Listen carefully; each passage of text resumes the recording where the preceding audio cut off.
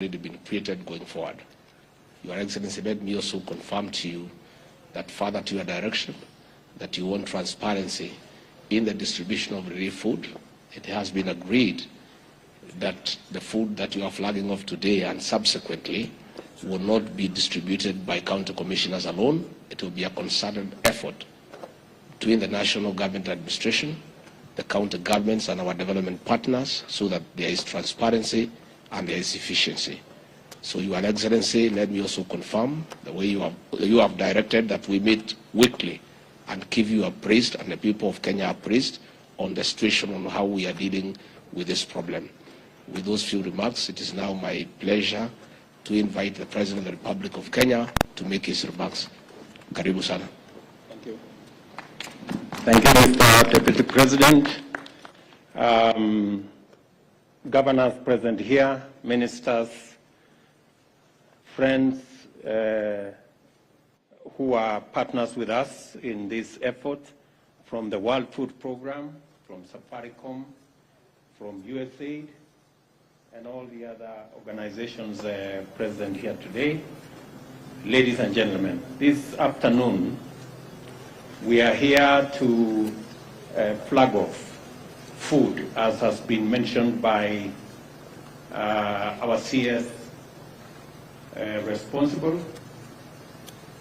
We have in these 50 trucks 20,000 bags of rice, 20,000 bags of beans, and assorted animal feed, together with cooking oil that will go to the various parts of our country that today are facing serious challenges of drought.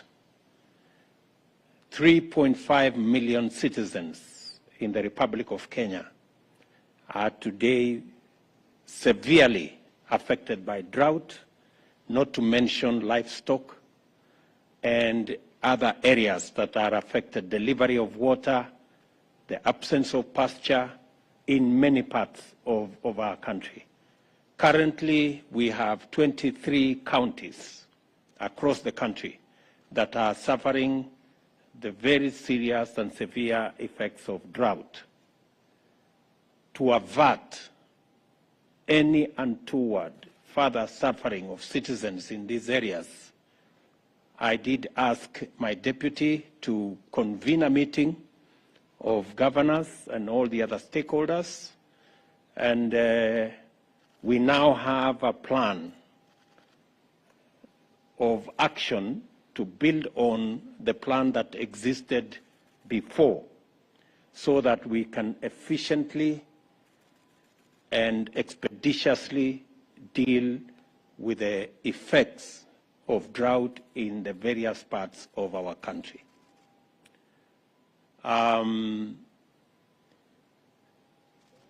The brief that we have is that the many people who are suffering food, water, and many livelihoods, loss of many types of livelihoods, including livestock. As I have said, about 3.5 million Kenyans are affected in this manner. The food we are flagging up today, the next consignment, I have already agreed with the ministry concerned and with Treasury to make resources available so that the next tranche will be on Friday, and on a weekly basis we will assess the situation and see what this intervention will mean for the people around the country and what additionally can be done as we go into the future. I want to commend development partners who are working with us, who are distributing food, those engaged in cash transfer on the ground. I have asked that we are going to have a meeting on Wednesday with our development partners so that we can harmonize our approach and make sure that we avoid any duplication in any part of the country, and so that we can leverage on the county teams that are assisting in identifying beneficiaries of this food and other items. I have also instructed the ministry responsible for water to urgently mobilize water bowsers so that we can deliver water to many parts of Kenya, and under the direction of the Deputy President, they will map out the areas that require water bowsers together with the governors present here and those who are not here, so that again we can be able to address that challenge of water around the country. Thirdly, we have also agreed that county governments will equally make provisions in their budget, even if they have to slow down some of their projects and programs, so that we can take care of this situation. The same thing we are doing at the national government. We expect county governments to adjust their budget so that there can be available additional resources to take care of the drought situation in the country. I have also told the Deputy President, being the chair of IBEC, to make sure that county governments are facilitated to adjust their budgets so that they can make resources available, working with the Comptroller of Budget and all the other institutions, so that we can take care of this situation, because indeed it is a very severe situation. I also want to say that to thank the military, NYS, our development partners for mobilizing the transportation of this food around the country and into the counties that require this food. And we are looking forward to working with others to make sure that we facilitate this whole exercise. I have also asked the Treasury to work with the counties so that they can favorably consider adjustments of the various interventions that are required to make it much more easy for Kenyans to deal with the current situation. We will also be mobilizing resources for animal offtake, where we find that the animals are too weak. We are going to work with Kenya Meat Commission to make sure that there is an offtake program that will facilitate citizens not to be stuck with livestock when they do not have pasture. And finally, let me also say that I have asked the Deputy President to, on a weekly basis, make these consultations possible so that we can monitor as government the steps that are required for us to ensure that no Kenyan dies of hunger as we manage the effects of climate change and as we think on the long-term solutions to this challenge. Finally, I am asking all our farmers across the country that we are now in the process of facilitating availability of fertilizer in many parts of our country, especially those with short rains. We will also mobilize for fertilizer for the long rains. I want to ask all farmers who had cut back on acreage under food production that the government of Kenya will support them fully in these short rains and in the coming long rains, so that we can produce sufficient food to take care of our food requirements as a country. And in the short term, we are working as part of our plan to ensure that we transit our agriculture from rain-fed to irrigation. And in so doing, we are going to be working with the private sector on the delivery of water under our public-private partnership. As I have committed, we are going to work on the law so that we create provision for water purchase agreements that will make it possible for the private sector to invest in the water sector, and we can buy water from them, and we do not have to deploy huge resources from government in that sector. The private sector can work with us in our bigger plan of ensuring that Kenya becomes a food secure nation. It is my hope that this will be among the last times we are doing this kind of ceremony, where Kenyans are facing starvation and hunger, and we have to do this. I think it is possible for us, going into the future, to have a much more proactive approach to situations like this so that we manage them ahead of time and avoid situations of a crisis like the one we are in. For the last 4 years, we have had failure of rain in many parts of Kenya. That is what has exacerbated this situation, and hopefully we should be able to be better prepared as we go into the future.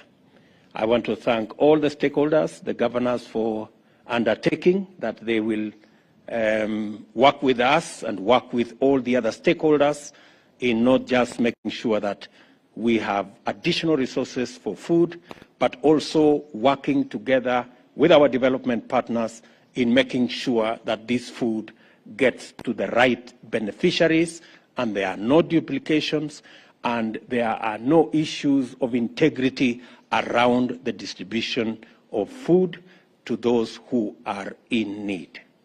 So I want to say thank you very much for all those who have made this possible.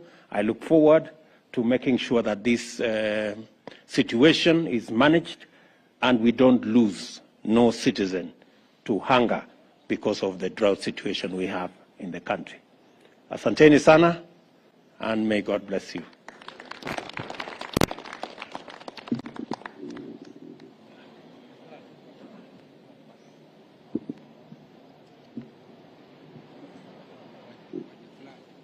So we can.